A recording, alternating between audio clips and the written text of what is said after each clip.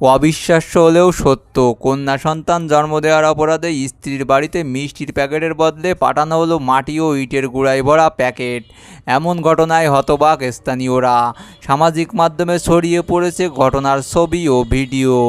এছাড়া পরিবার ও স্থানীয়রা জানান, উপজেলার দাঁতভাঙা ইউনিয়নের বড় ধনতলা এলাকার মোস্তাদুল ইসলামের সঙ্গে একই ইউনিয়নের মেয়ে আসমা খাতুনের বিয়ে হয়। বিয়ের ১ বছর পর তাদের একটি ফুটফুটে কন্যা সন্তানের জন্ম হয়। এরপর আসমা বলেন, এই সংবাদ পেয়ে আমার স্বামী আমাদের বাড়িতে মিষ্টির প্যাকেট নিয়ে হাজির হয়।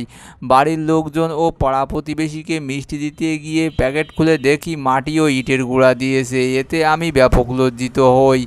এদিকে স্বামী মোখলেদুল ইসলাম বলেন, আমার কন্যা সন্তান জন্ম হওয়ার কথা শুনে বুধবার আনন্দে শ্বশুরবাড়িতে যাই।